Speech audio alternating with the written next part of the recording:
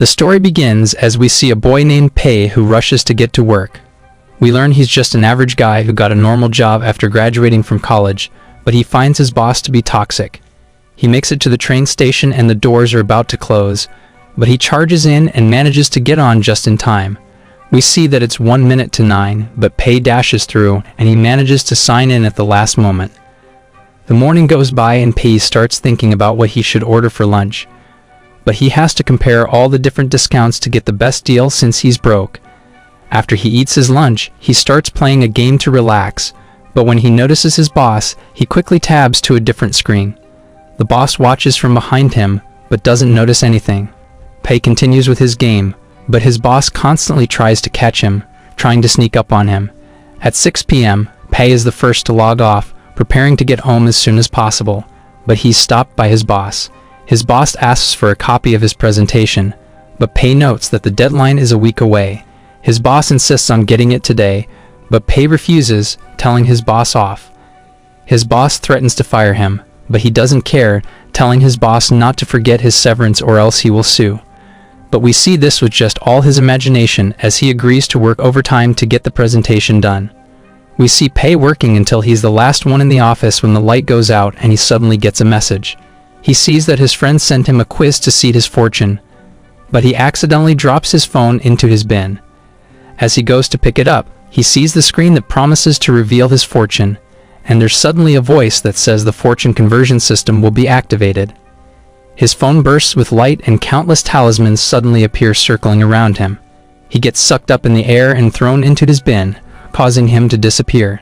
He gets woken up by his friend Yang Ma, who tells him to get up for the dean's class because attendance will be taken. He's confused as he looks around, and his roommates tell him to get up as they leave. Pei realizes he's in his old college dorm, and he's gone back to when he was a freshman. He wonders what's going on, and he thinks about going to his class, but he remembers that the dean never actually took attendance in his class. While there was another teacher who always acted friendly, saying attendance didn't matter, but at the end of the semester, failed everyone that didn't attend. He thinks about how to get back to the future, but realizes that this is his chance to change his life, so he doesn't end up working a dead-end job. He's suddenly about to fall, but his fortune conversion system activates. The system comes to life and introduces itself as Richie. It explains that the system will give him a startup fund to help him get rich. He's given $50,000 to begin with, and he instantly thinks about the things he can buy. Richie goes on to explain that the system will give him money at regular intervals, which he can use to run a company, and based on his profit to loss conversion rate, he can earn money for himself. Pei gets excited about getting rich, and Richie generates his profit to loss conversion rate, but it doesn't go as expected because his loss ratio is higher than his profit rate, so losing money is actually more profitable. He gets excited thinking it will be easier to lose money than earn it, so he celebrates how lucky he is. Richie tells him the next step is to register a company, so he wonders what kind of field he should get into, thinking of a shortcut. But Richie mentions a bunch of rules and restrictions, so he realizes he needs to have a legitimate company. He asks for some time to think, and he looks for some ideas. As he checks his phone, he realizes that the games industry would be perfect to lose his money since it's hard to actually become successful. He tells Richie his decision, but accidentally names his company something ridiculous, but doesn't care since he doesn't plan to be successful. Richie goes on to warn him that he can't tell anyone about the system or else he will face a punishment. Richie wishes him the best of luck, and a 14-day timer appears. Pei panics as he wonders how he can develop a game in only 14 days, and Yang returns to the dorm. Pei asks him if it's possible to make a game in only 2 weeks, and Yang says it's actually easy, revealing a platform filled with templates and resources that make it possible to make a game without even knowing how to code. We see Pei looking over the platform in the library, realizing it's not the best, but thinks it's perfect for just making a bad game. He spends $20,000 on a driving simulator template, paying $15,000 for background assets, and he adds some other basic features, managing to spend all his money. He thinks about what the gameplay should be like, and he decides to make the most boring game possible. He creates the course for the game, and he ends up making it over 8 hours long, thinking the players will hate it. He thinks it's perfect, calling the game The Lonely Desert Road, and he decides to sell it for only 1 yuan, so he can have the lowest profit in case anyone buys it. He sees that nobody is buying his game, so he becomes happy, thinking he's going to make a profit. Their neighbors enter the dorm, inviting them to play video games, but Pei tells them that he won't be playing because he wasn't able to sleep the previous night. His roommates play against their neighbors, but they realize that they're all noobs, and they end up losing the match. As they continue playing, Pei rests on his bed, as Yang wonders if they're bothering him. But he reveals that he's enjoying the moment. We learn that after he started working, he bought all the games he wanted, but he wasn't able to play them because he was too busy with his tasks. But he knows that everything's going to be different because he just needs to lose money to earn profit, thinking he'll never need to work again, so he can live the life he always dreamed of. We meet the content creator Cao, and we learn that he's popular for covering bad games in his channel, but he's struggling to make money because he can't find a sponsor. He looks for a game to cover for his next video, and he finds The Lonely Desert Road. He reads the introduction, which mentions that the game will make him reflect on his life. He finds it interesting, so he decides to play it, and he's surprised to learn that it has no story whatsoever. He starts driving in the desert, but he becomes distracted, so he ends up crashing, causing him to lose the game. But he uses his controller, and he spends hours trying to complete it. But he starts to feel drowsy, so he tries to pause the game, but he realizes that he can't, and he ends up crashing again, causing him to become angry. He becomes determined to finish the game, thinking his gaming skills are being tested, so he decides to play it with everything he has, but he still struggles to clear it, and he's now frustrated, thinking about giving up, but a notification mentions that there's something waiting for him at the finish line. So he becomes curious, and he continues playing for hours as he starts reflecting on his life, thinking he has achieved enlightenment. He finally reaches the finish line, but the game congratulates him for wasting 8 hours of his life, so he becomes angry, calling it a scam. We see Pei in his classroom as Richie shows him his data, informing him that he has 11 days before the next closing date. He thinks he's about to make a fortune because nobody is downloading his game, but at that moment, he hears his classmates talking about it, realizing it has gone viral, so he rushes back home, wondering why people are buying it. And he checks his laptop, realizing that it has become incredibly popular because Cao covered it in his channel. Pei watches his video as he tells his viewers not to play Lonely Desert Road, calling it the most boring game in history, and he mentions that it congratulated him for wasting his time. But this made people curious, so they started buying the game. Yang invites Pei to play it, saying they should give it a try, but he refuses, and he notes that the situation is bad because he wants his game to flop, so he changes its description, trying to convince the players to ask for a refund, but they tell him that the procedure is tedious, so they decide to let him keep the money. A few days later, we learn that Yang has been playing the game, but he wonders how it became viral, saying it's terrible, but people can't stop playing it. Pei mentions that it wasn't meant to be played, and he falls into despair, knowing he's going to earn less. We cut to a man named Lee, who is the owner of a large gaming company. His assistant informs him about Lonely Desert Road, saying it's becoming popular, but she mentions that it only costs 1 yuan, saying it isn't worth buying because they won't make a profit, but he reveals that he doesn't care about money because his goal is to monopolize the gaming industry, and he fires her for not sharing his vision. Pei searches the internet, wanting to learn how to lose money, but he can't find an answer because nobody is interested in that topic. The closing date arrives, and he realizes that his game earns 70,000 yuan, but because of the conversion rate, he only receives 700. Richie congratulates him for creating a successful game, but he isn't happy because he wanted to earn more money. Richie tells him that he will have 3,000 yuan for the second round, revealing that he has 30 days until the next closing date. But he wonders how he's supposed to spend the money, because it can only be used to start a business. Pei returns home, and Yang invites him to play, realizing he's in a bad mood. He agrees to this, so Yang informs their roommates that he's going to join them, thinking they can finally get revenge on their neighbors. Pei carries the team. They still end up losing because Yang is a terrible player, so everyone blames him for the result. He tells Pei that he should have done a better job, so he becomes upset, calling Yang a burden, but he suddenly comes up with an idea. That evening, Pei thinks about Yang, thinking he's the key to losing all of his money. Pei approaches him as he sleeps, but he sees Pei, so he panics, alerting everyone in the building. The next day, Pei continues to follow Yang, so he becomes upset, asking Pei what he wants. He mentions that he wants Yang, so everyone gets the wrong idea, and he tries to run away, but Pei stops him, saying he needs help developing a game. But Yang is against this, thinking they won't succeed, and he's about to walk away. But Pei reveals that he has already made 3,000 yuan, because he's the creator of Lonely Desert Road. Yang is surprised to hear this, calling him a genius, and Yang agrees to work with him, saying he will find books about the topic. Back in the dorm, we see that Yang bought books about programming and Pei thinks they're going to fail because he isn't being practical. Pei reminds him that they don't need to write codes because they already have the online platform to make the job easier, so Yang wonders what he should do with the books. He tries reading them anyways, but he immediately falls asleep and Pei is happy to see this, thinking his plan is going to work. The next day, Pei thinks about the game they should make, knowing his company is popular because of a driving game, so he needs to think of something different, because people will download the game if it's similar to Lonely Desert Road. He considers spending all of his funds to create a bigger game and intentionally fail to launch it, but Richie warns him that he will receive a penalty, so he ultimately decides against it. He realizes that mobile players aren't familiar with his company, so he plans to create a mobile game. He knows that card games are popular, but most of them fail because they try to copy the #1 game called The Three Kingdoms instead of coming up with a new idea. So he decides to make the worst card game in the world, telling Yang that they're going to hire artists to help them with the design. Yang tells him that there's a cheaper way to do it, but he's determined to lose all of his money, so he tells Yang that he's going to invest everything he has to create the best card game possible.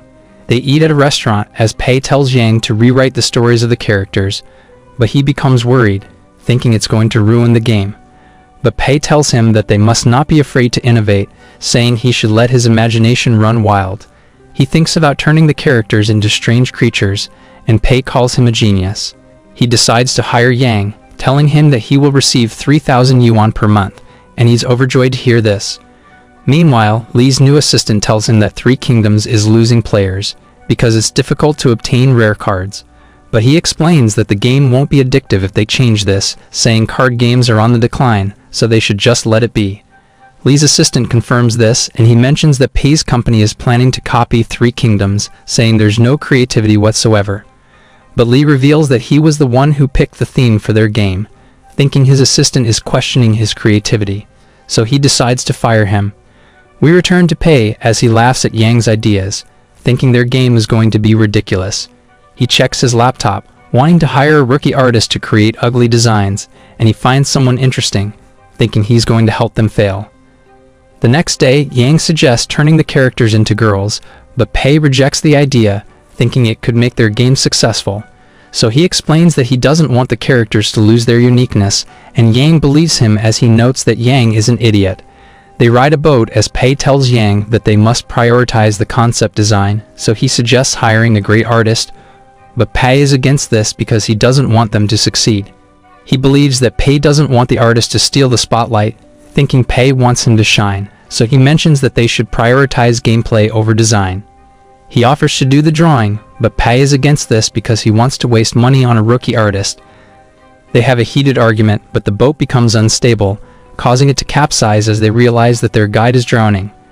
So they decide to save him, but he tells them to leave, blaming them for what happened.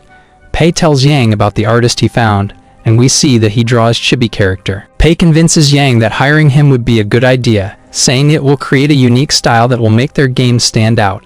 Yang asks for his contact details, so Pei reveals that his name is Guanjin, and they decide to have a meeting with him. During the video call, Yang tells Guanjin about their plan, as Pei explains that they need him to design the 50 characters in the game, saying he can have full artistic freedom. But they don't want him to draw chibis. He wonders why they want to hire him, because he specializes in drawing chibis, so Pei tells him that they see potential in him. He agrees to do it, but he mentions that his price is 2,000 yuan for each character. Yang becomes upset, thinking it's too expensive, but Pei tells him that the price is too low, saying they're willing to pay him 3,500 yuan for his unique art style.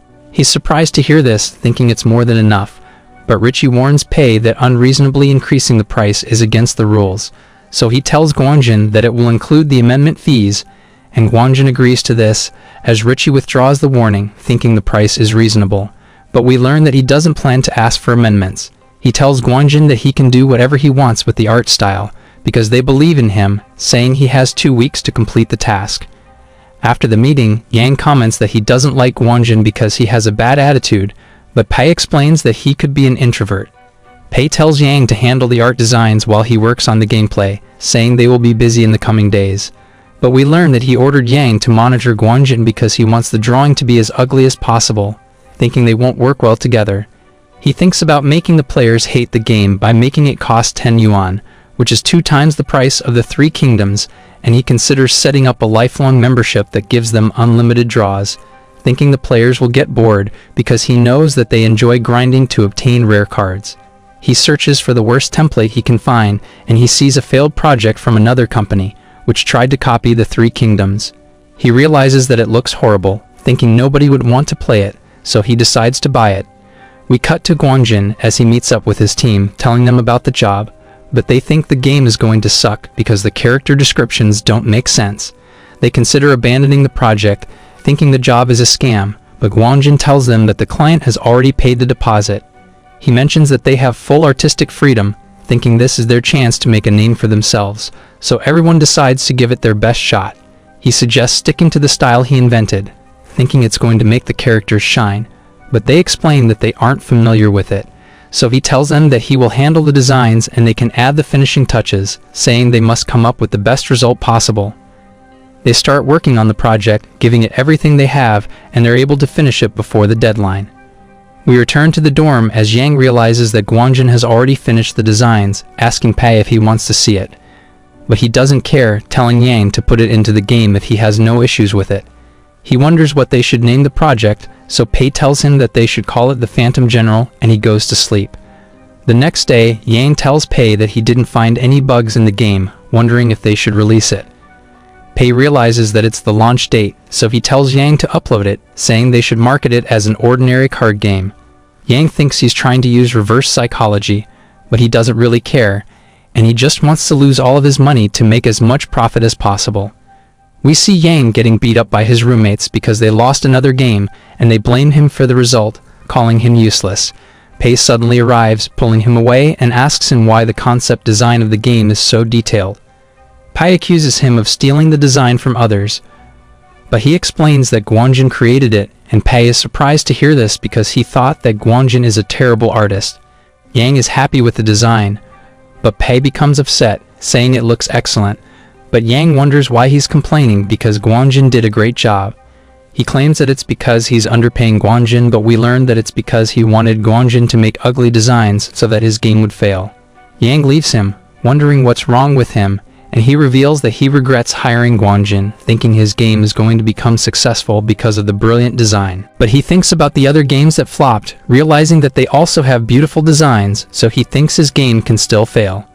Later that day, Yang tells Pei that 100 users have downloaded the Phantom General, but he realizes that they all left negative reviews. Pei is happy to hear this, thinking the game is going to fail, but Yang thinks that someone hired trolls to attack them. Pei pretends that it's bothering him, but he's grateful to the trolls, and Yang thinks about responding to their reviews, but Pei tells him to forget it, saying it isn't worth it, because there's too many of them, and Yang thinks he's a great person because he's able to maintain his composure despite what's happening. After some time, we see Yang playing the Lonely Desert Road, and he has a conversation with Guanjin, who wonders if they have issues with the design. He tells Guanjin that he did an amazing job, and they start talking about the game as Guanjin's friends approach him, saying they're lucky to have such a kind-hearted client because they were paid more than enough. He checks the game, and he sees that it isn't performing well, wondering why they haven't seen ads about it. He realizes that it was made by the same company, which created Lonely Desert Road, and his friends are surprised to hear this because everyone knows about the game. They wonder why the Phantom General didn't go through a testing period, thinking the company doesn't know what it's doing, and Guanjin decides to play the game. He notes that the gameplay is basic, and he's astonished by his own design, thinking it's making the game stand out. He realizes that special effects were added to his artwork, and he's happy to see this because he thinks it looks perfect. He's able to obtain rare cards, and he continues to play the game, but he notices something strange, so he decides to call Yang, asking him why there's only one item for sale, and it's an extremely cheap lifelong membership. He wonders if they will be adding more items to the game's shop, but Yang reveals that they won't because Pei wants the players to enjoy the game. Guanjin is surprised to hear this, thinking the company can't make profit because the item only costs 3 yuan, But Yang explains that Pei doesn't prioritize making profits, and Guanjin thinks he's a great person, saying he doesn't want Pei to fail. Yang starts crying, telling him that Pei spent all of his money in the game, so he's already broke, thinking this is the reason why he's been acting strange lately. So Guanjin wants to help, and he ends the call, but we learned that Yang was just pretending to be sad. Guanjin meets up with his team, and they're surprised to learn that Pei doesn't prioritize making profits. They think he's amazing because he's nothing like the other game developers who only think about money, so they decide to help him. We return to Pei, who thinks his game has already failed, so he starts thinking about the 3,000 yuan he's going to receive. But Yang suddenly clings to him, telling him that their game has gone viral. He's surprised to hear this, wondering how the players learned about the game because he didn't spend money on marketing. He checks his phone, and he realizes that the game has been flooded with positive reviews, so he wonders why it's performing well. He realizes that the customers like the concept design, so he decides to call Guanjin, asking him if he promoted the game on the internet. We learned that Guanjin shared it with other artists who thought his designs are impressive, and he's surprised that the experts loved his artwork, but he wants to help advertise the game. His friends wonder why he wants to do this, knowing he hates socializing with people, so he tells them that he wants Pei to succeed, because he's an amazing person. So Guanjin tells everyone about the game, telling them that it was created by a kind-hearted person, so they decide to support it, leaving positive reviews and causing it to go viral. Pei wonders why he did this, because he wasn't paid to advertise the game, but he explains that he really wants Pei to succeed. He becomes sad, realizing that he's going to earn less, but he thanks Guanjin for helping him anyway. Guanjin feels good, thinking Pei is really happy because his game is successful, but Yang thinks about the negative reviews, wondering who hired the internet trolls. We cut to Li as his new assistant informs him that the Phantom General is about to surpass the Three Kingdoms. We learn that he was the one who hired the internet trolls, and Li thinks that Pei chose to copy the Three Kingdoms because he wants to prove that he's better than Li. He thinks he's being targeted, so he wants to acquire Pei's company, saying it's time to proceed with their plan. We see Pei in the restroom, making sure that no one is watching him, and he calls the customer service representative, telling her that he wants his game to be removed from the recommended list. She explains that this is a strange request, saying she needs to talk to her superiors, but Richie suddenly appears, telling him he's breaking the rules, so he ends the call. Pei becomes sad and he starts walking around, but the screen appears on the ground as he realizes that the closing date has arrived. Richie appears and it starts tallying, revealing that P made a net income of over 500,000. So he falls into despair, wondering why the game is so profitable because it was made to flop, and Richie tells him he's going to earn 5,000 yuan because of the conversion rate. Richie reveals that the next closing date will arrive in 90 days, and he thinks about how profitable his games have become, realizing that he's struggling to lose money. He hates Richie for increasing the starting fund, but Richie tells him that he already has enough for the next round, so they won't be increasing it. At that moment, he receives an additional 1,000 yuan as Richie reminds him that his games are still earning money. We return to Li as he tells his assistant that Pei's company has grabbed his attention, so he's willing to spend money to acquire it. Pei is watching a soccer game when he suddenly receives a call from Yang, who tells him that Li wants to buy their company. So he becomes overjoyed, thinking about accepting it. But he receives a warning because he isn't allowed to sell his company, so he's forced to reject the offer. But Yang tells him that Li is offering millions of yuan to buy their company, and he becomes devastated, but he still tells Yang to refuse it. Li offers to invest in their company, but Pei explains that he doesn't need it because he has more than enough money at his disposal, asking Yang if he can invest in Li's company instead. Li learns about this, so he becomes upset, thinking Pei is trying to humiliate him, and he starts seeing Pei as his rival. We see Pei and Yang eating in a restaurant as Yang wonders why Pei isn't in the mood, reminding him that his games are profitable. He refuses to talk about it, but we learn that it's because his games have earned 6 million yuan, wondering how he can spend all of it in 3 months. Yang says he's going to pay the bills, and he calls the waitress as Pei realizes that Yang is richer than him. Yang is surprised to see the bill, thinking it's too expensive, so he asks Pei if he can get reimbursed for the meal, and Pei comes up with an idea. So he tells Yang to wait for him and he leaves the restaurant. Pei calls Richie, wondering if he can file the meal as a company team building exercise, and Richie tells him that he can because it doesn't go against the rules. So he becomes happy, wondering if he can also file a claim for his daily expenses, but Richie tells him it's prohibited. He returns to Yang, saying he's going to pay for the meal. And they watch the news as the reporter announces that a new integrated system has been invented. Yang realizes that the technology is advancing, thinking they should make a more complex game in the future, but Pei thinks they can't do it because they lack the knowledge.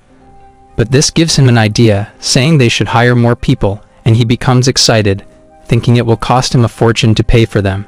He admits that he doesn't know how to run a company, so they think it's time to hire an assistant. Moments later, Pei suggests going to a headhunting agency to recruit someone, and Yang hopes that their company can become the leader in the industry. We see a large company called the Fiery Sky Studio as its producer Joe checks the performance of the employees. He realizes that an employee named Lin is about to be laid off, but he calls his subordinate saying she should be allowed to stay in the company. At that moment, Lin enters the room telling him that she wants to resign, so he becomes sad, wondering why she's doing this. She explains that she wants to achieve her dreams and the company isn't the right place for her, but she thanks him for looking after her. After she leaves, he calls his client saying he just completed his task, and he assures his client that Lin will stop dreaming of making games. We see Pei and Yang in a headhunting agency as they meet a man named Lawrence saying they want to hire someone, but he thinks they aren't worth his time, telling them that his services are expensive. But Pei reveals that he's willing to pay his assistant 400,000 yuan a year, so Lawrence immediately decides to entertain them. He starts asking for the details, and Pei explains that he wants a female secretary who can help him with trivial matters because he wants someone pretty to brighten up his mood. Lawrence shows him the resume of a girl named Xin Ha Lu, saying she has an impressive background, but Yang wonders why she left her job. So Lawrence explains that she doesn't want to work under a man, but he thinks that she will agree to work with Pei because he's nothing like her past employers, and he immediately decides to hire her. As they're about to leave the building, they see Lin watching news about the Phantom General, but Pei tells her that the game is trash, so she becomes upset, saying it wasn't created for profit as she mentions that it's a good game. He explains that the design is terrible, but she tells him that he knows nothing. Pei leaves the building, and Lawrence asks Lin if she's looking for a job, so she tells him that she wants to work for the company that created the Phantom General.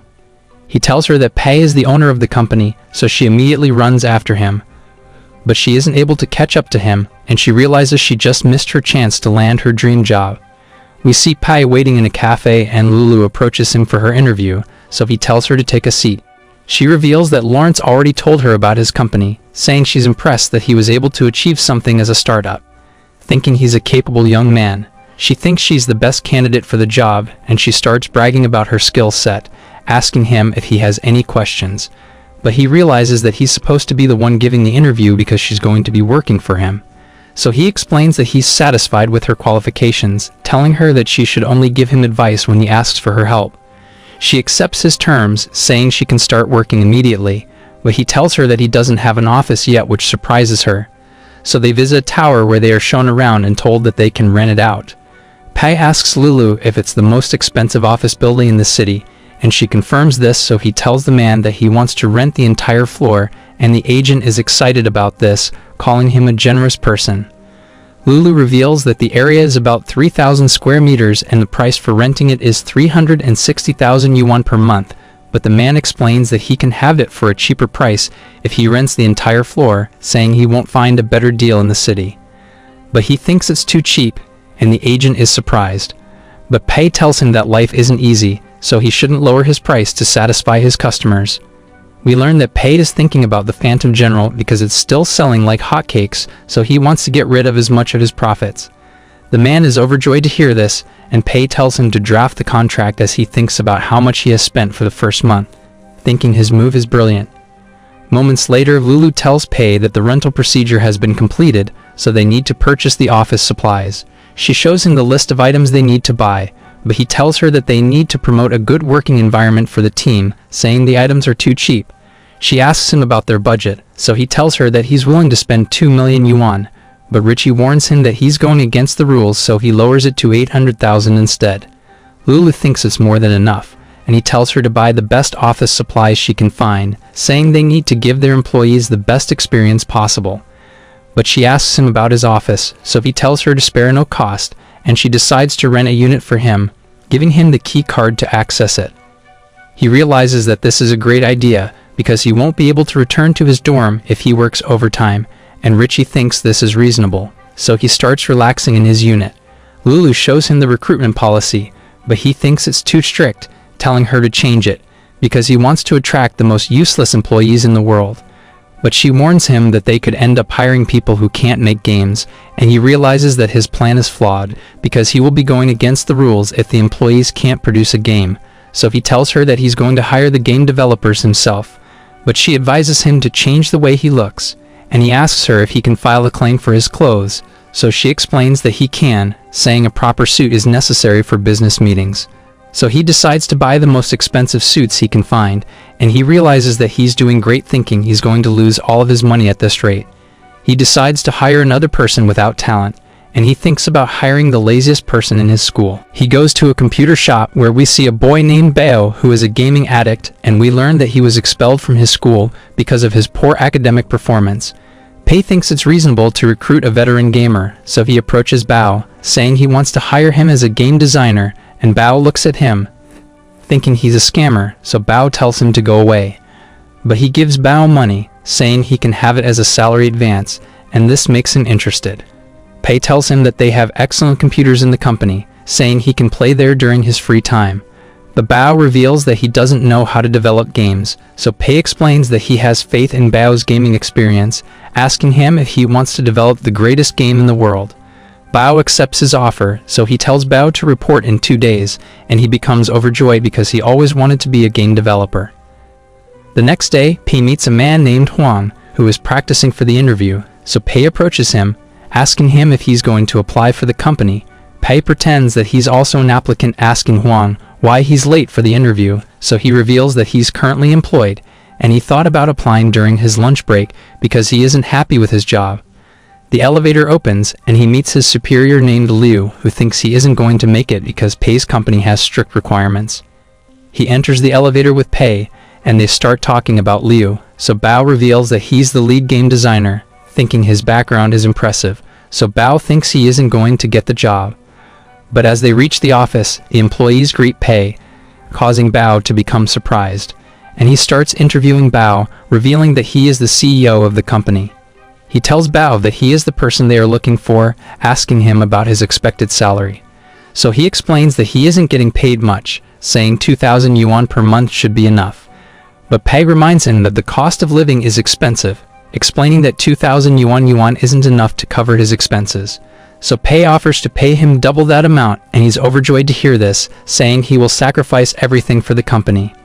Later that day, Lulu approaches him, telling him that a girl wants to see him, and we see that it's Lin, as she asks him if his goal is to make money. But he denies this, so she thinks he's perfect, thinking he's doing this for passion, and he asks Lulu about her. So she reveals that she was a terrible employee at her last company, but this makes him decide to hire her. Back in the dorm, Pei's roommates wonder where he is because they haven't seen him for days. They ask Yang if he's going to return, and Yang tells them he's working, so he must have rented a place outside. We see Huang working in Pei's company, but he wonders why they aren't doing anything productive, because they're getting paid to play video games. Everyone starts questioning Pei's goals, so Lin explains that he wants them to keep playing so that they can identify the problems in video games. Huang realizes that Bao has reached the max level in the games they're playing, and he thinks this is what Pei wants them to do. But Lin thinks he wants them to feel guilty so that they will work harder when the next task arrives. Everyone wonders where Pei is because he never shows up in the office, and we see him sitting on his couch, realizing that it will be difficult to control his employees. He's worried that his next game isn't going to flop, but he sees an action movie and he comes up with an idea. The bell rings, and everyone's ordered to go home, but they wonder why they aren't doing anything for the company. At that moment, Pei appears, saying he's been absent because he's been thinking about the company's future. He informs everyone that they're going to be working on a first-person shooter, saying their goal is to become a leader in the gaming industry. Everyone starts doubting themselves, but he explains that he rejected the experts and picked them as the members in his team because he believes in their creativity. He tells them that they're the future of the gaming industry, saying Huang is a hidden gem because he performs his work diligently, and Bao is the master of games because his gaming skills are unrivaled. Pei thinks their team is invincible, saying they're going to make a great game, and he explains that he's going to give general directions in the early stages, saying he will lead everything to Bao and Huang. They head to the meeting room, where Pei gives Bao and Huang instructions, saying the game needs to have beginner-friendly controls, and the story needs to be incredibly long. He adds that the weapons must look cool so that the players will want to buy them, and he ends the meeting thinking his demands are going to ruin the game. But Huang thinks the players will complain if the controls are too simple, and the story won't be interesting if they don't keep it short. He adds that their company's reputation will be affected because they started a trend of zero in-game purchases, but they're going against it by listing guns for sale. Pei knows he has a point, but he tells Huang to believe in himself, saying he can overcome the problems. Pei appoints Huang as the lead designer and Bao as the game moderator, saying they need to come up with a draft in 1 week. After the meeting, Pei celebrates, thinking his game is going to fail, and he realizes that it's time to go home. So he leaves the office and he sees Bao playing a game, bidding him farewell. We learn that he's the only employee allowed to work overtime, but Huang thanks Bao for helping him hide, saying he wants to do his best for the company, so he decides to work overtime. They discuss the project as Bao mentions that Pei was able to achieve the best results with minimum resources, thinking they should follow his example. Bao thinks about spending money only on the important features of the game, and they enter Bao's imagination as he explains that he wants the game to start on the ocean, where the players are going to find an abandoned oil platform. Huang asks him about the enemies, and at that moment a mummy suddenly attacks them, so Bao saves him and the mummy falls off the platform. Countless mummies appear as Bao explains that their model design is simple because they're wrapped in bandages. Bao shoots one of them, causing it to burn away, but they realize that they're about to get surrounded, so they start running away as Bao explains that they don't need to simplify the controls because they can just make the mummies easier to destroy. But he runs out of bullets, so they decide to retreat, climbing up a ladder, and they reach a safe spot where they discuss the story mode. Bao thinks they need to add an important side character, and a girl appears, so Huang tries talking to her, but Bao reveals that she can't speak because creating a speaking character is expensive. He explains that she'll be giving quests through her movements, and she leads Huang to a corner where he encounters a mummy, so he runs away, and Bao knocks it down. But mummies swarm the area, so the girl gives Huang a rifle, and he uses it to defend himself. Bao arrives in a helicopter, and he helps them escape, saying the players will be invested in the story if they establish a bond with the characters. They return to reality as Huang mentions that Bao is a genius, but he thinks Pei is smarter than him, thinking he didn't say anything about the game because he wanted them to have fun creating it. Huang shares Bao's opinion and they think he's an amazing person, calling him a visionary. They wonder what he meant by cool weapons, and they think he wants them to add a legendary weapon into the game. They continue working all night, and the next day, Huang tells Bao that their game is going to be amazing, saying he will do his best to make it perfect.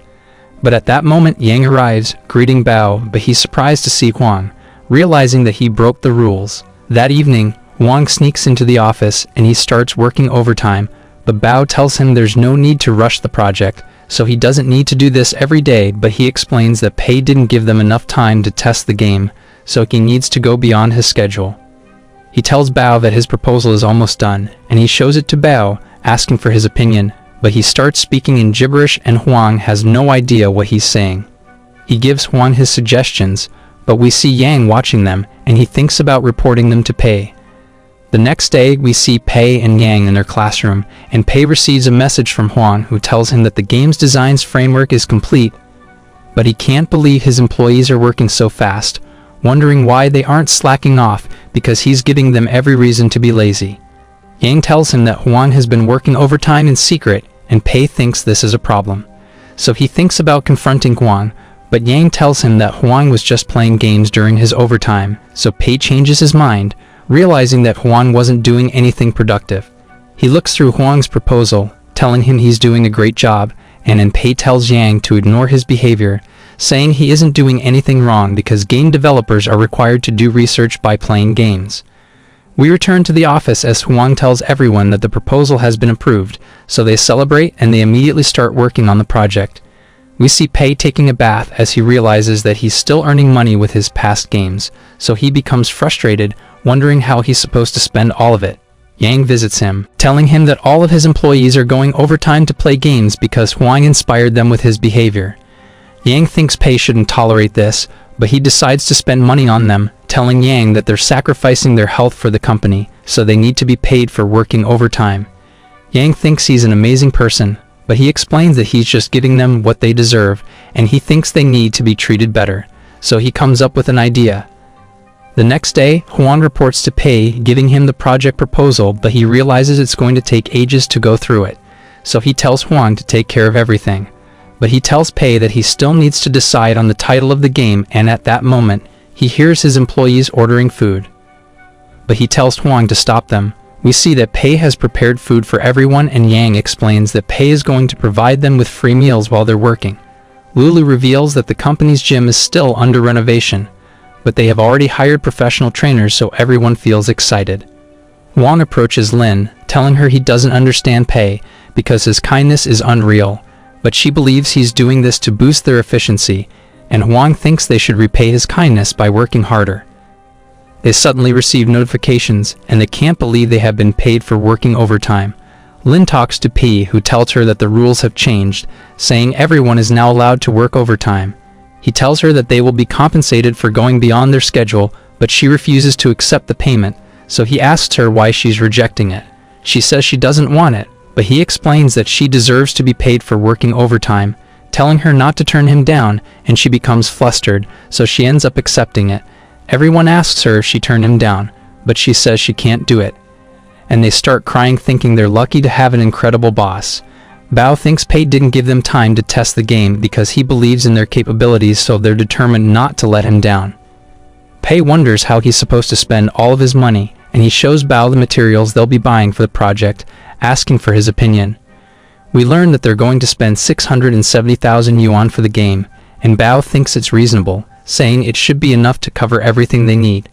But Pei tells him they shouldn't cut costs, reminding him about his dream to create the perfect game, and he realizes that they need to spend more. Pei tells him to double the budget, and he suggests buying a server which costs over 500,000 yuan. Pei thinks it's a great idea, and he tells Bao to focus on the game development, saying they can buy the server after the game is released. Meanwhile, Li talks to Zhao, who asks him what they should do about Pei, seeing him as their common enemy. So Li tells Zhu to acquire Pei's employees, thinking his company won't be able to survive without them. Li's assistant tells him that Pei's employees are pathetic, but he's willing to do anything it takes to destroy Pei's company, so he decides to proceed with his plan anyway. We see Bao watching a video about first-person shooter games, but Huang interrupts him, saying everyone is waiting for him to approve the documents. They start asking him questions about the project, and he tries to answer all of them, but he ends up getting overwhelmed, thinking he doesn't have what it takes to be a lead developer. But Huang decides to help him, ordering everyone to do their part, but they suddenly get interrupted as they receive phone calls. 1 month later, we see Pei in his classroom, but Yang is absent, so Pei wonders where he is. He suddenly receives a call from Yang, who tells him that the Fiery Sky Studio is poaching their employees, and he can't believe this is happening, so he rushes out of the class. Pei returns to the office, and he realizes that it's empty, thinking everyone abandoned his company, so he falls into despair, wondering how he's supposed to finish the game, but he sees Huang, and he realizes that they never left. Yang asks them what happened, so they reveal that the Fiery Sky Studio tried to hire them, but they decided to stay because they're happy in Pei's company, knowing they're being treated well. Yang tells them that the Fiery Sky Studio is the legend of the industry, but Lin thinks Pei is better, and everyone agrees with her. Huang reveals that they were testing the game in the AV room, and the office is a mess because they got too excited when they finished the project. Pei can't believe they have already completed the game, and they show it to him, revealing that it's called Project Oil Rig, and he can't believe his team was able to produce this, thinking it has great potential. Huang explains that they still need to polish the game, saying they have a month to fix everything, but Pei wants to stop them from working on the project, thinking it's a good idea to have a team-building activity, because they'll be wasting time and money. So he tells everyone about his plan, but Lulu interrupts him, and Li's assistant appears. Everyone recognizes him, and Huang warns Pei that he tried to poach them.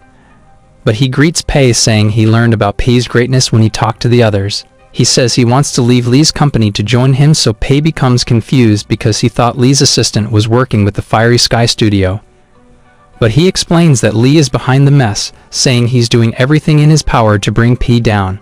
He thinks Li might be able to help him fail, but he notices that everyone's upset, so he decides to reject Li's assistant. We see everyone training in the gym, and they start talking about the team-building activity, wondering where they're going. Lin mentions that she wants to visit the Fiery Sky studio because she wants them to meet Pei, thinking he's the real deal. But he overhears this, so he decides to grant her wish, saying they will visit her previous employer and their trip will have a budget of 405,000 yuan. But we learn that he's doing this to demoralize his team. Knowing his company is no match for the Fiery Sky studio, everyone has a meal together as Pei tells them about the plan, saying the company will pay for everything. But he realizes that they won't be staying at a luxury hotel, and he asks Lulu about this, so she explains that Lin told her that the budget is only 150,000. So he realizes that Lin misheard him, but he decides to stick with it, thinking Richie might stop him if he increases the budget. He tells Yang to ask questions in the Fiery Sky studio, saying he wants to know their past mistakes, and Yang agrees to do it. We see Joe in his office as his assistant approaches him, telling him that Pei's company has arrived to visit them. He doesn't want to meet Pei, thinking he's a fool, but his assistant disagrees, reminding Joe that he was able to create successful games, so Joe tells her to let him in. She allows Pei's group to enter, showing them around the company, and they're amazed by the facilities as Pei realizes that it would cost millions of yuan to build it. Pei meets Joe, and they greet each other, but Joe notes that Pei is wearing an expensive suit, realizing that he looks capable. So Joe starts seeing him as a threat, but all he can think about is wasting money, thinking he should invite Joe to eat at an expensive restaurant. Joe offers to show him around because the company is so big that he might get lost, and Joe starts boasting about their facilities, telling Pei that he can learn from them. He offers to give Pei a limited edition doll, and he checks his collection, but Pei's team arrives and they start insulting the studio, thinking Pei's company is better. But they realize Joe is listening to them, and he sees Lin realizing she has decided to join Pei. He calls his employees and they have a meeting together as Yang asks Joe if he's giving his workers overtime pay because they're going beyond their schedule. But he denies this, and they are happy to hear this as Yang realizes that he isn't treating them well. His assistant introduces them to Pei's team, and she starts bragging about the games produced by their studio, saying Lin was a bad employee so she never deserved to be in their company. But Pei explains that she's now working as his director, and he orders her to tell everyone about their company. So she explains that Pei isn't like the other game developers, saying Lonely Desert Road went viral because it was able to do something other games weren't able to accomplish. She explains that it was able to change people's lives while they were playing, but Joe notes that she isn't making sense, and Pei totally agrees with him. She adds that the Phantom General is successful because of Pei's foresight, saying he challenged the industry's taboo by making the purchasable items extremely cheap. Joe admits that she has a point, and she calls Pei a genius before returning to her seat. Joe delivers his speech, saying all their games are classics, so there's no need to talk about them, and he shows everyone the new game they're developing called Bullet Mark. His assistant stops him, saying they shouldn't tell Pei's team about it, but he insists, thinking they're nothing compared to their studio. He tells everyone about the game, and Pei wants his team to listen so that they will get demoralized. We learn that Bullet Mark is a first-person shooter, and Joe reveals that they're going to make the weapons look as realistic as possible. He knows that the players want to grind to improve their skills, so he has decided to make the game free to play, but mentions that the drop rate is so low that the players will want to buy the items in the shop. Juan realizes that Bullet Mark is a brilliant project, thinking Project Oil Rig is nothing compared to it, so he falls into despair, and Joe knows that he has just demonstrated his company's superiority, so he starts looking down on Pei's team. But Juan wonders why Pei looks so confident, thinking he must have a plan. But we learn that he's actually rooting for Bullet Mark, hoping it's going to crush his game. Pei's team returns to the office where Lulu reveals that Pei is allowing them to go on vacation leave. Juan explains that he learned something during their team-building activity, saying Bullet Mark is going to be launching on the same date as their game. He knows that Project Oil Rig's quality is nothing compared to Bullet Mark, and they don't want Joe to succeed, knowing he isn't treating his employees well. Wong implores everyone not to go on vacation because he wants to improve the quality of their game, and they believe Pei arranged the team-building activity so that they will be aware of their competition. They love their company, and they want Pei to succeed, so they decide to do their best to surpass Bullet Mark. We see Joe calling Lee, who is angry because Joe told Pei's team about Bullet Mark, so he explains that he did it to crush their morale, thinking they aren't a threat, but Lee tells him not to underestimate Pei, because he's more dangerous than he looks, so Joe promises to deal with him. We return to the office where everyone works on improving the game. Bao gives suggestions on how to enhance the gameplay, but one of his co-workers tells him that Project Oil Rig is already better than most games. So Lin explains that they shouldn't follow the trend, because Pei is a trailblazer in the gaming industry. Lulu receives a call from Pei, who explains that he'll be busy for the entire week, and she promises to take care of everything while he's gone. Lin thinks he's busy promoting the game, and Huan reveals that they're done with the project, so they need to test it again. Bao decides to do it, and he has a pleasant experience, thinking the game is perfect. Meanwhile, Pei has just finished his exams, and Richie gives him a report, which mentions that the next closing date is 25 days away, and he still has 361,000 in his account. He knows he's doing well, and he thinks about wasting all the money so that he can make a fortune. So he calls Lulu, telling her to arrange another team-building activity, and he promises that everyone's going to have fun, saying they will spend 361,000 yuan for the event. We see the team in a private cinema, and they watch a movie together, but it suddenly cuts to a recording, and Pei realizes that the team has a surprise for him. They tell him that Project Oil Rig has been completed, and they're all looking forward to launching it right away. But Pei panics because he thinks it's going to do well if it's launched before Bullet Mark. So he tells everyone they shouldn't release the game yet, but Richie warns him that he isn't allowed to delay the launch for no reason. So he explains that they should celebrate before launching the game, and they decide to have a party as Pei asks Lulu about the vacation days he gave them. But Yang tells him that they decided to work instead, so they were able to finish the project ahead of schedule. We see that Bao is already drunk, and he sings a ridiculous song as everyone enjoys the party, hoping the game becomes a hit. Lin notes that everyone in the company is being valued, and she thinks Pei is an excellent leader, but she wonders why he looks worried, thinking he must be pondering about their future. But we learn that he's just thinking about how to lose all of his money, and Bao tells everyone that he was just a loser before Pei helped him discover his talent. So he thanks Pei for changing his life, and everyone starts crying, but they all end up getting drunk. The next day they return to the office, but they realize that they haven't published the game yet, so they have no choice but to launch it immediately.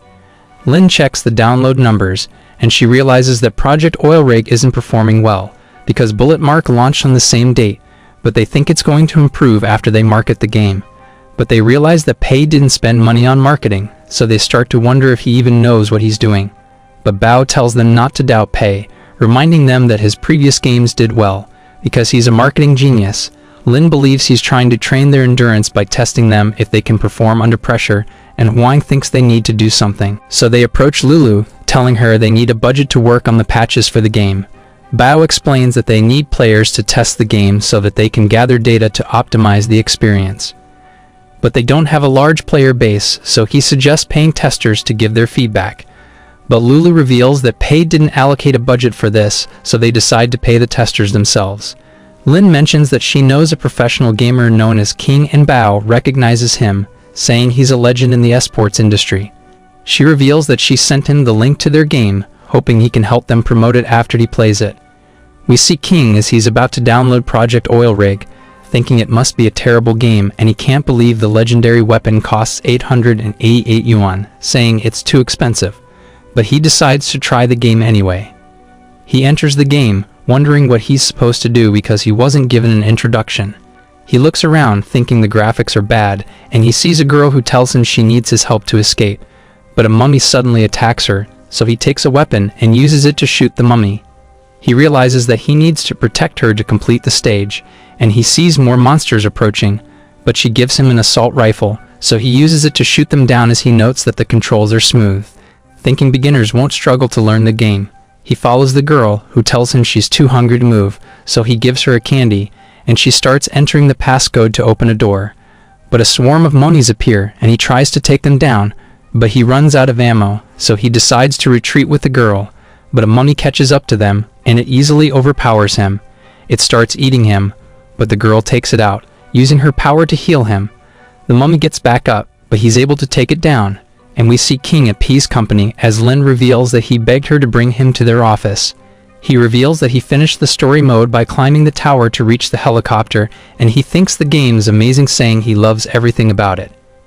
He thinks Bullet Mark is overrated because it lacks originality, thinking it's nothing compared to Project Oil Rig. They thank him for appreciating the game, and Lin offers to give him the legendary weapon called the Kirin, but he tells her he already bought it. He mentions that it looks cool, but he thinks the name sounds boring, saying they should call it the Mega Holy Gun, but they think it sounds ridiculous. He asks them why there's only one item for sale in a shop, so they tell him it was Pei's idea because he wanted to sell a legendary weapon in the game. But they thought about the lower class weapons, and Pei didn't mention anything about them, so the team decided to make the other weapons free. Lin offers to pay him for testing the game, but he refuses, saying he wants their game to succeed, so he's going to cover it in his live stream. We see Pei in his classroom as Yang tells him that Project Oil Rig isn't doing well, so he should return to their office after the exam. He thinks everyone is depressed because the game failed, thinking he needs to cheer them up when he returns, but he's actually happy knowing he's going to make a fortune. But Yang tells him that the game is gaining traction, saying it could go viral, so he becomes worried, thinking his game is going to become successful again.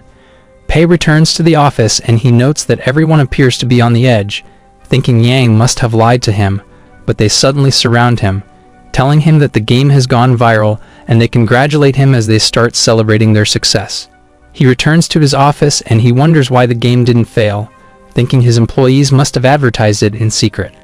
Juan gives him an analysis, explaining that it contains the factors that contributed to the game's success, so he reads it, realizing that Keen promoted the game because he loved everything about it, saying the controls are beginner-friendly and it even has a great story mode.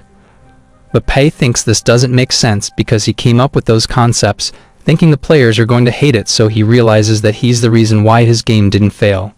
Pei's team thinks he's brilliant because he decided the game's direction from the beginning and his ideas made the game stand out. Pei walks past them and he appears to be depressed, but they think he's cool because he can stay calm and collected despite everything that's happening. We see Pei on terrace and we learn that he went through the comments of the players, realizing that they all loved his game. He reveals that he made 400,000 from the Kirin alone, and he knows that his game is still gaining traction, so he could end up making millions before the next closing date. He starts to feel depressed knowing he can't spend all of it, but Lim tells him to calm down, saying he can talk to her if he isn't feeling well, but he knows she will never understand what he's going through. She thinks he feels bad that their game crushed Bullet Mark, and he can't handle Project Oil Rig's success, so she tells him to take a break, saying his team will always be there to support him. Hearing this, he realizes that he can get other people to spend the money for him, thinking Richie is playing the game with him, and he knows his pride is on the line, so he's determined to come out on top. Pei realizes that Project Oil Rig is making more money than his other games, so he thinks about spending everything before the next closing date arrives. He notes that he has over 1 million yuan in his account, and he tries to think of a solution. Richie suddenly appears, and Pei mentions that he wants to update his games, so he needs to spend money for it. But Richie tells him that they have a rule which mentions that he needs to add microtransactions if he updates a game. So he changes his mind, and he considers giving half of the game's profit as a bonus to his employees, but Richie explains that it's against the rules because he's being too generous. So he thinks about implementing a claiming quota for them instead, and Richie allows it, asking him about the amount. But he mentions that he wants to give each of them 20,000 per month, and Richie denies his request because the amount is too high. That evening, everyone leaves the office, but Lulu realizes that Pei is still inside, and he tells her that he still isn't finished with his tasks. She offers to help him, saying she doesn't mind working overtime, so he asks her if she knows how to make excuses, because he wants to carry out his personal demands under the company's name. She thinks he's about to do something illegal, but he explains that he just wants to use the company's profit to give the employees benefits, so she decides to help him, and he explains that he wanted to share the company's profit with his employees. But someone set a limit for him. He asks for her advice, so she suggests sharing 50% of the profit as a project bonus, saying it sounds reasonable. He asks her if he can implement a special claiming system, so she tells him there's a solution, saying it's reasonable to give 3,500 yuan per month for each employee. But he explains that he wants to give them more, so she suggests giving each of them a 1,000 yuan shopping card, and he realizes she's brilliant, thinking she's the best member of his team. The next day, Lulu gives him a budget report and he goes through it, thinking he's finally able to outsmart the system. Richie examines it, saying it doesn't go against the rules, but he mentions that being thrifty is a virtue.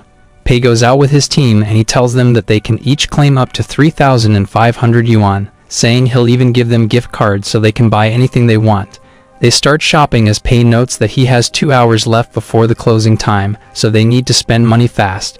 He points them to the flagship store of the Shanwa company, and they decide to check it out, realizing that it's filled with interesting gadgets. Hwang considers buying a laptop, but he mentions that the company's computer is better, so he thinks he doesn't need it. But Pei tells him that it offers him convenience because he can use it to work anywhere he wants. Pei approaches an employee named Ming who is checking out a gaming phone, but he thinks it's too expensive, saying his phone is still in good condition. So Pei reminds him that the company will pay for it, telling him he's going to need it when they develop mobile games. Bao looks at gaming equipment, and he mentions that he has already spent all of his money, so Pei tells him he's doing great. Pei approaches Lin, asking her what she wants to buy, but Yang runs past him, and Pei asks him why he's only taking phone cases. So he explains that he wants to keep changing his phone's appearance, thinking it will make him look cool, but Pei reprimands him, telling him to spend more money. He takes all the phone cases in the store and he gives it to Yang, telling him to buy all of it. As Lin observes them, thinking Pei is a great person because he's giving his employees special benefits. Moments later, Lulu tells Pei that everyone has achieved their spending target, and he thinks about all the money they spent, realizing it's not enough. So he asks her if he can use the company's money to buy what he wants, and she tells him he can buy items that can improve his work efficiency. He enters a store, saying he wants to buy a watch, but he realizes that he can't buy the most expensive one, and he asks Richie why he can't spend more than 40,000 for a watch. So Richie explains that his net worth is only 40,000, so he can't buy items above that price. Pei goes on a shopping spree. His employees still think he's thrifty because he only bought work-related items and none of them are overpriced. He realizes that he has a few seconds left before the closing time, but he still needs to spend money, and he sees a perfume.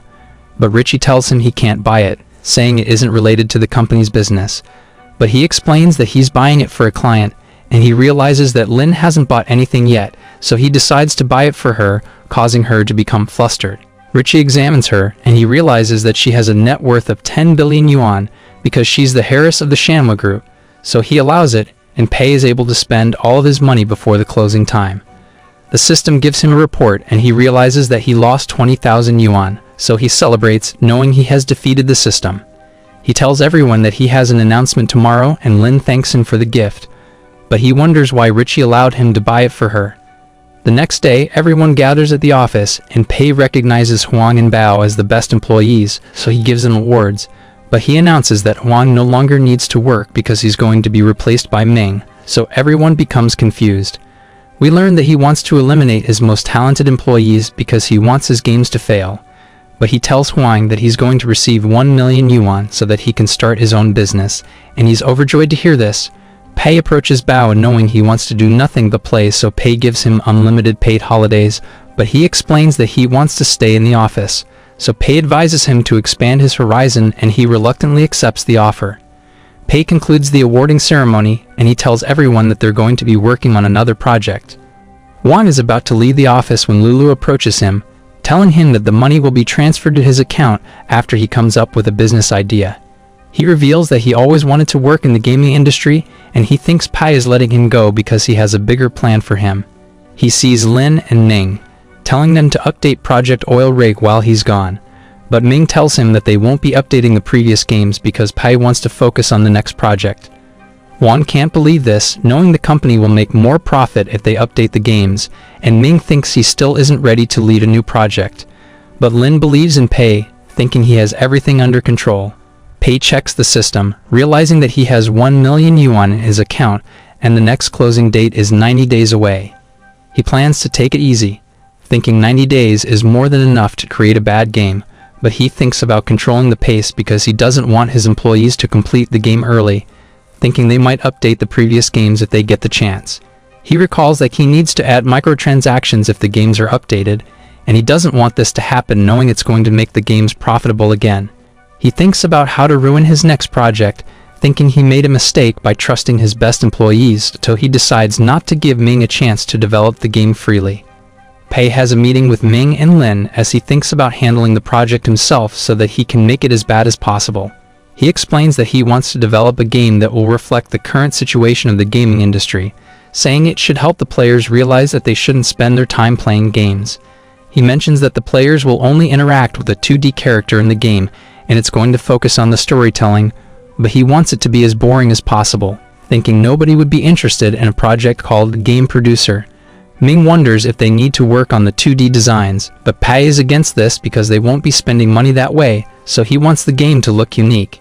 He shows them what the game is supposed to look like as he explains that the players will be playing as a game producer and they need to make choices as they develop games. Each decision will lead the players to a different ending, and the choices are complicated, so they need to think carefully because their decisions will affect the project's success. There's suddenly a blackout, so everyone wonders what's happening as Pei explains that sudden events can also be added into the game. Lin thinks the players could get bored because the NPCs aren't interacting with the main character, and Pei admits that she has a point, so he decides to give them the ability to communicate. He explains that they will add narrations to the game, and we see them gossiping about the main character. Ming finds the idea interesting, and Pei plans to humiliate the player with the narration. Thinking it will make the game controversial, Pei and Yang prepare for the winter break, and Yang asks Pei if he can stay in his unit. Pei grants his request, but asks him why he isn't going home for the vacation, so he explains that everyone's still working in the company, so he wants to do his part. But Pei tells him that he should enjoy his winter break because he's still a student. We cut to Ming, as he tries to record the voices for the game, but he's doing a terrible job, and the technician reveals that it's been 3 hours, but they still haven't made progress. Ming starts to lose hope, thinking he's useless, but Lin tells him that Pei believes in him. She shows him Pei's script, saying the game will be ruined if the player follows the narration, because it will lead them to choose an option that prioritizes profit. So she thinks it isn't meant to be taken seriously. Thinking Pei wants to expose the greedy people in the gaming industry, so Ming is determined to do his best to make the game successful, and they start making progress. But the technician interrupts them, asking them what will happen if the player doesn't follow the narration. So they tell him that it will lead the player to a bad ending, saying the gaming industry is cruel, but their company is successful because of Pei. After the recording, Lin and Ming walk home as Lin mentions that joining Pei's company has changed her life. Ming asks her about the Fiery Sky Studio, and she recalls that Joe ordered his employees to copy other games, thinking he's nothing compared to Pei. She wants the public to learn about the industry's bad practices, so she's looking forward to their game's release. After the holidays, Bao returns to Pei, who realizes that Bao is in terrible shape, so Pei wonders what happened to him because he thought Bao was enjoying his vacation. He begs Pei to let him work again, saying he feels empty because he can't pursue his passion. So Pei allows him to work for the company again, and as he touches the mouse, he immediately starts to feel better. Ming asks him to help with the new project, but he recalls that Pei ordered him to let Ming handle it, so he tells Ming that he won't interfere. That evening, Wang visits the office and he starts drinking with Bao. He explains that he can't think of a good business idea and he misses working for the company. He wonders if Pei has decided to update Project Oil Rig, and Bao denies this, but he mentions that he has discovered glitches while playing it and they decide to fix the game together. The next day, everyone hears rumors about game updates and they realize that the Phantom General has been optimized. So the players are excited, saying they want to support the game by paying for new items, and the team can't believe that thousands of people share this idea. Pei returns to the office and Lin tells him what's happening, but he tells her to ignore the players, saying the team won't update the Phantom General, but she tells him it's slowly being optimized, so he orders her to look for the people behind this. After some time, we see Guanjin entering the office and Lulu recognizes him, knowing he's an artist. He shows her a flash drive, telling her to give it to Yang because it contains the new characters for Phantom General. She wonders if Pei asked for it, but he tells her it's free and he's about to leave, but she thinks he's the one who optimized the game, so she stops him, telling him to give it to Pei. She leads him to Pei's office, but he explains that he isn't good with people and he's about to leave, but she opens the door, telling Pei that Guanjin is looking for him. He tells Guanjin that he doesn't plan to update the Phantom General, but Guanjin tells him that his company has made a name for itself, so the players have high expectations for him. He realizes that he needs to change his strategy because his company has a good reputation, so people will buy his games even if he doesn't advertise them. He thinks he needs to make everyone hate his company, and he tells Guanjin to forget about the Phantom General, because he needs Guanjin to help him with the next project. Moments later, Ming shows Pei the game they're working on, and Pei likes it, calling Ming a genius. He mentions that they will publish the game on April Fool's Day, and he gives Ming a marketing plan, telling him to give it to Lin, but he becomes confused because he thought Pei hated marketing. Lin goes through it and she wonders why Pei is spending a ridiculous amount just to hire Kiao, thinking the script is terrible.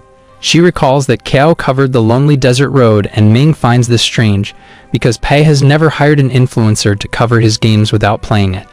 We see Kiao as he continues to create content, but we learn that his channel isn't doing well and he's running out of games to cover. He suddenly receives a message from Lin, who reveals that she has an offer for him, and he becomes excited, thinking about charging 1,500 for his services, but he thinks his price is too expensive. She gives him a call and she tells him that their company needs his help to promote the game they're working on, saying they're willing to pay him 10,000 yuan. He can't believe this is happening, asking her about the task, but she gives him a script, telling him to recommend the game to everyone. He doesn't seem to like the job, because he's famous for roasting games, and he's about to decline, but she raises the price to 20,000, so he asks her if he can play the game first. But she tells him that they will only give him 10 seconds of footage from the game, and that's all he's going to be working with. He knows that his reputation will be ruined if he accepts the job, so he tells her to find someone else, but she explains that they're willing to pay him 50,000, and this absolutely blows his mind, so he decides to accept the job anyway. He checks the footage from the game, thinking it's trash, so he immediately regrets his decision, but he receives 50,000 yuan from Pei's company. He recognizes it as the company behind Lonely Desert Road, thinking Pei hired him to get revenge because he roasted the game in the past. He knows he's going to lose his integrity after he finishes the job, but he knows he needs money, so he decides to swallow his pride.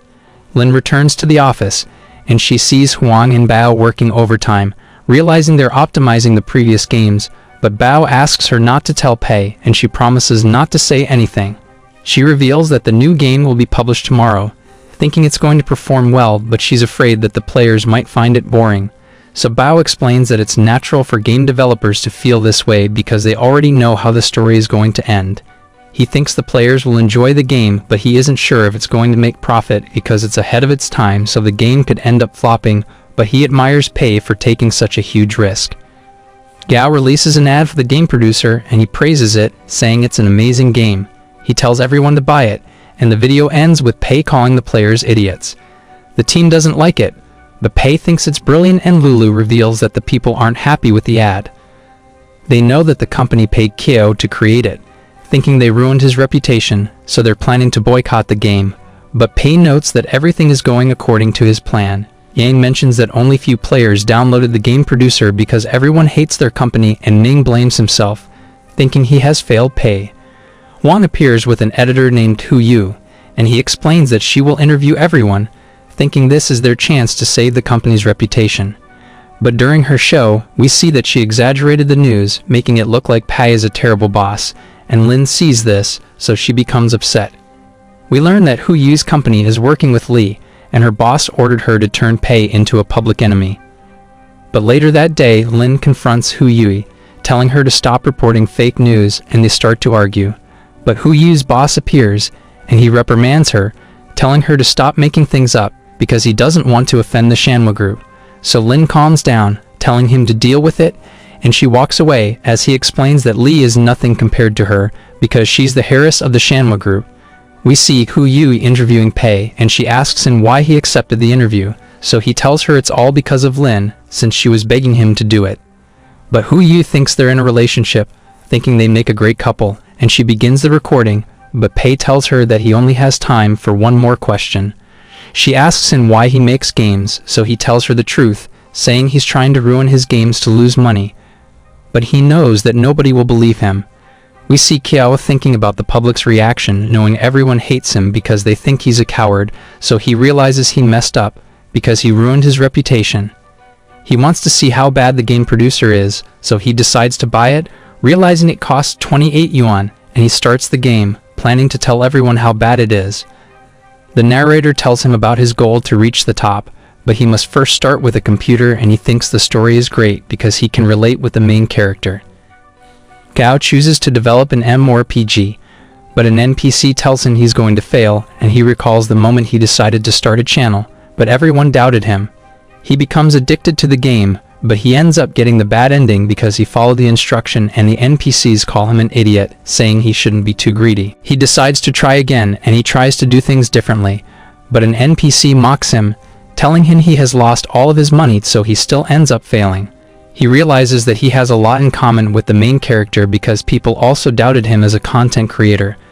But he never gave up and his videos eventually gained traction. It looks like Kiao has finally achieved the good ending. But an NPC tells him that hard work won't guarantee his success, and he ends up failing for no reason. He thinks about how his channel isn't performing well, and he starts crying, thinking he was wrong about Pei because the game is a masterpiece.